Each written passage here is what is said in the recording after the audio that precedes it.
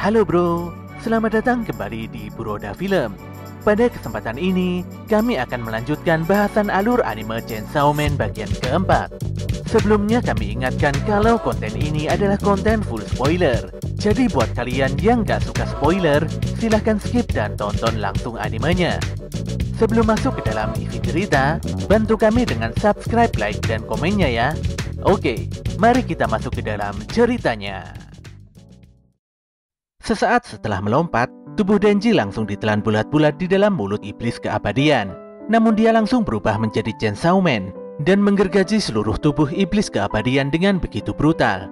Dia menyerang tanpa lelah. Si Power pun agak khawatir ketika melihat kondisi Denji yang terus kehilangan darah. Jika pertarungan ini diteruskan, Denji pasti akan kehilangan senjata gergaji mesinnya. Menyadari kalau gergajinya mulai menghilang, Denji langsung memakan daging dan darah iblis keabadian di depan matanya. Saat itulah tenaganya langsung pulih, dan dia bangkit kembali dengan serangan gergajinya yang sangat beringas. Himeno yang melihat pertarungan Denji dari atas, langsung terdiam tanpa kata. Dia mengingat pesan Kishibe, di mana Devil Hunter yang paling ditakuti iblis adalah orang-orang yang otaknya tidak waras. Semua rekan Himeno telah tewas, karena berpikiran waras layaknya manusia pada umumnya. Kishibe pun menitipkan Hayakawa pada Himeno. Hayakawa adalah salah satu Devil Hunter yang sangat serius ingin mengalahkan iblis senjata api. Menurut Kishibe, Hayakawa pasti akan bertemu dengan iblis senjata api dalam waktu yang tidak terlalu lama. Himeno sendiri telah melihat tekad Hayakawa. Namun di matanya, Hayakawa adalah sosok lelaki keren yang terlalu waras dan normal seperti yang lainnya. Hal ini sangat bertolak belakang dengan Denji, yang mana dia sangat urakan dan sedikit edan. Dia pun meyakini kalau Denji mungkin bisa membunuh iblis senjata api. Denji sendiri masih terus berjuang, dan entah sudah berapa lama dia bertarung melawan iblis keabadian. Himeno nampak begitu lelah mengamati pertarungan Denji yang tidak kunjung usai. Dia pun beranjak tidur, dan memberitahukan pada Hayakawa kalau Denji telah bertarung lebih dari 2 hari 2 malam. Iblis keabadian pun nampaknya sudah tidak tahan dengan rasa sakit yang terus-terusan diberikan Denji. Dia pun menangis serta menunjukkan posisi jantungnya pada Denji. Tentu saja si Denji langsung membelah jantung iblis tersebut menjadi 2 bagian.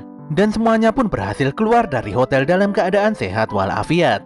Denji begitu senang karena dia berhasil mendapatkan potongan iblis senjata api. Namun setelahnya dia tumbang dan tidur begitu saja di lengan Himeno. Beberapa hari kemudian, Divisi 4 mengadakan makan bersama untuk menyambut kedatangan anggota baru. Tentu saja Denji, Arai, dan Kobeni langsung memperkenalkan diri mereka di hadapan semua seniornya. Sayangnya di balik pekerjaan ini, ada beberapa member baru yang harus meregang nyawa. Mendengar hal ini, Arai dan Kobeni pun langsung tegang. Itu adalah resiko bekerja sebagai seorang Devil Hunter. Bahkan ada beberapa orang yang mengundurkan diri karena begitu beresikonya pekerjaan ini. Sesaat kemudian Makima datang, dan Denji langsung pamer karena telah berhasil mendapatkan potongan iblis senjata api. Di sini Hayakawa mengungkapkan kalau pergerakan iblis yang membawa bagian dari iblis senjata api semakin gencar dan mencurigakan. Dia pun bertanya pada Makima, mungkin Denji memiliki sesuatu hal yang memancing para iblis tersebut. Makima pun akan menjawab pertanyaan tersebut jika Hayakawa bisa minum lebih banyak darinya. Sayangnya Hayakawa kalah dan terkapar begitu saja di mejanya. Selesai makan-makan, semuanya pun kembali pulang. Namun tanpa diduga, Denji malah digendong pulang oleh Himeno ke kediamannya. Pada keesokan harinya, mereka berdua pun sarapan sambil ngobrol tentang jati diri mereka masing-masing.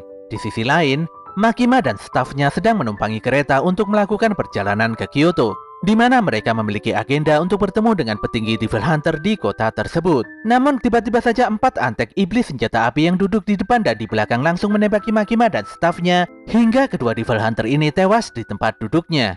Siang itu semua member Divisi 4 sedang berpencar dan menjalankan tugasnya masing-masing. Semua nampak biasa saja pada awalnya.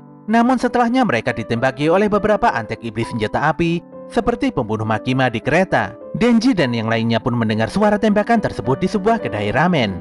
Tapi mereka tidak menaruh curiga sedikit pun. Saat itulah di sudut ruangan, nampak seorang lelaki yang tiba-tiba mengomentari kalau makanan di kedai ini rasanya tidak begitu enak.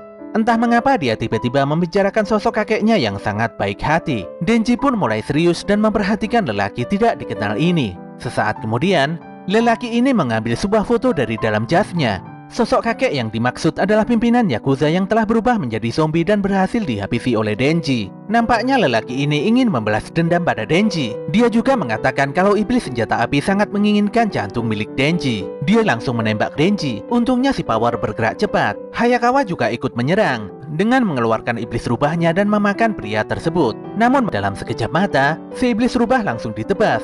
Dan saat itulah muncul sosok Katanamen. Pertarungan Hayakawa melawan Katanamen dimulai, di mana saat itu Hayakawa tidak segan-segan menggunakan pedangnya, yang mana pedang runcingnya memiliki kutukan yaitu mengurangi umur penggunanya.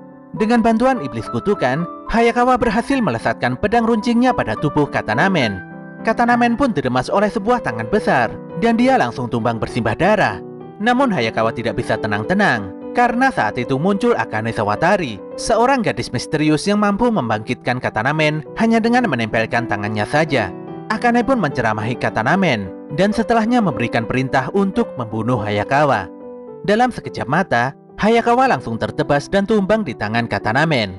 Melihat Hayakawa yang hendak dibunuh, Himeno meminta si hantu untuk tetap maju, dan sebagai imbalannya, dia akan menyerahkan semua tubuhnya pada si iblis hantu.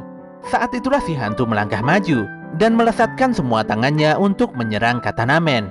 Katanamen pun membabat banyak tangan si iblis hantu, dan bersamaan dengan itu, beberapa bagian tubuh Himeno mulai menghilang. Jika memang nantinya Himeno harus mati di tempat ini, dia ingin Hayakawa mengingat dan menangisinya. Ketika si iblis hantu hendak memakan tubuh Katanamen, tiba-tiba saja muncul sosok ular besar milik Akane yang langsung melahapnya. Hayakawa pun sangat terkejut saat mengetahui Himeno telah menghilang dan hanya menyisakan pakaiannya saja.